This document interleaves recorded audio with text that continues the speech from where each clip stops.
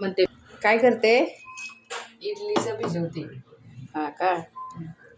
हे तांदूळ भिजवले का? हो. आणि हे उडदाची डाळ? हो. हो, स्वच्छ धुवून घेतलं? घेतलं. हां, 2-3 पाण्याने धुवून घेतलं. आता त्याच्यामध्ये पाणी टाकलं हिने.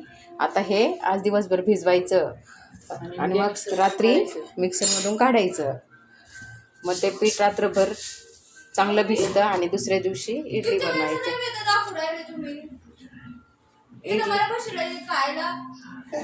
दूध काढून राहिली. इडलीचं दुपारी भिजवलं होतं. दुपारी म्हणजे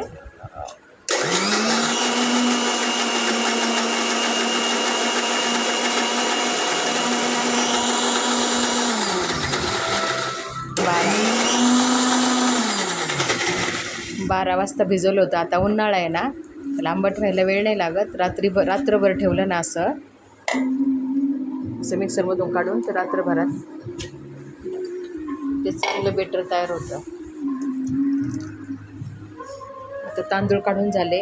आता उडदाची डाळ काढायची आहे मिक्सरमधून.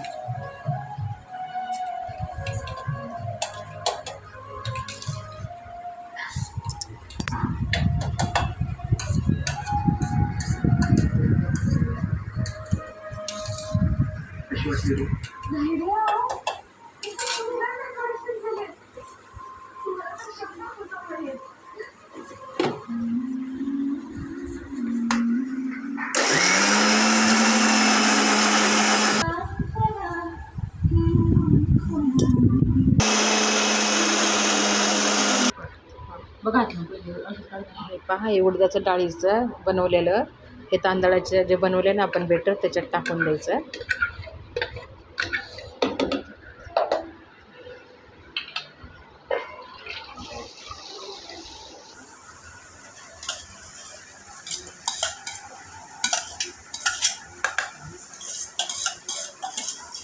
आणि याचं प्रमाण आहे, आपण जर 3 वाट्या तांदूळ घेतले तर 1 वाटी उडदाची डाळ घ्यायची. 3 असं प्रमाण आहे. 3 वाट्या तांदूळ भिजत घालायचे सकाळच्या वेळेला आणि त्याच्यासोबत 1 वाटी उडदाची डाळ भिजत घालायची आणि हे दिवसभर भिजून घेऊन मग रात्री हे मिक्सरमधून काढायचं. वेगवेगळं काढायचं आणि एकत्र बनवायचं.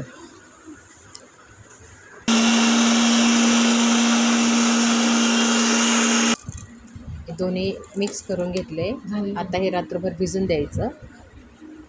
आपल्याला जर लवकर आंबट बनवायचं असेल तर थोडंसं मीठ पण टाकून ठेवायचं आणि सकाळी तुम्हाला इडली किंवा डोसे दोन्हीसाठी पण हे वापरू शकता. आता उन्हाळा असल्यामुळे पटकन, गरमी असल्यामुळे पटकन त्याला आंबूसपणा येईल. आता हे दोन्ही मिक्स करत आहे. हे पहा, आम्ही इडलीचं बनवतोय, म्हणजे इडली बनवतोय खायला. पूर्ण याला 1 रात्र भिजवून दिलं. आज तर उन्हाळ्यामध्ये 1 रात्रीतच ते खूप आंबट झालं. थंडीत एवढ्या लवकर नाही होत, पण उन्हाळ्यात खूप फास्ट आंबट होतं. मग आता बनवलंय मस्तपैकी इडली सांबारचा बेत आहे आज. इकडे सांबार शिजतंय. असं तेल लावून घ्यायचं, मग खाली नाही चिकटत. तुम्ही बनवता का घरी इडली सांबार? मला कमेंट करून सांगा.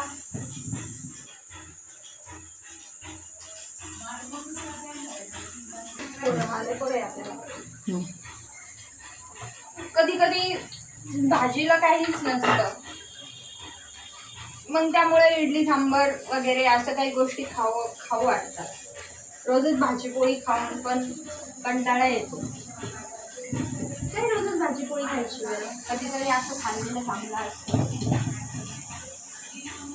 सोप्पा असते रेसिपी.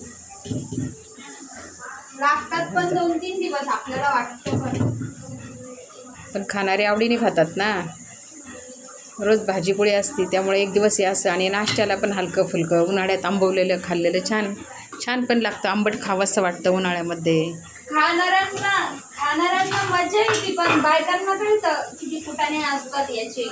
पण मग आता खाणाऱ्यासाठी करावं लागतं. आणि हे तू बनवले सांबार, ते कसं बनवलंय? सांबर मस्त बटाटा, ढोबळी मिरची, शेवग्याच्या शेंगा, टोमॅटो, ते सगळ्या भाज्या ज्या ज्या आवडतात त्या बारीक चिरून शिजवून घेतल्या, वरण वगैरे सगळं. मग त्याला फोडणी दिली, सांबर मसाला टाकून. वरण सेपरेट शिजवलं? वरण शिजवलं सेपरेटला? वरण सेपरेट नाही शिजवलं, मग सगळं एकत्र करून? भाज्या डाळ एकत्र शिजवली. हो का? मग आता त्याला फोडणी द्यायची का? नंतर फोडणी दिली, हो का? मस्त सांबर मसाला वगैरे टाकून. ओके. मग छान बेत केला तू आज. हो, तुला आवडतं सांबार इडली? खूप आवडतं मला इडली सांबर खूप. आणि अजून त्यापासून काय करता तुम्ही? आम्ही यापासून आणखी बेटर डोसे, उत्तप्पा बनवतो. भरपूर प्रकार होते मग. हो, हे आता काय 3 दिवस हेच खायचं रोज. डोसे, ठीक आहे. इडली, उत्तप्पा. बनवा, आम्हाला पण द्या टेस्ट करायला. हो, देऊ ना देऊ. मग तुम्ही खाऊन सांगा कसं झालं ते. हो ठीक आहे, कर मग. आज एकच वाजलाय. पद्धत पाता फोनमध्ये सगळ्यांना. हा सांबर झालेला आहे आपलं, इडल्या पण झालेल्या आहेत. मग मी त्यात सांगितलेलं आहे कसं.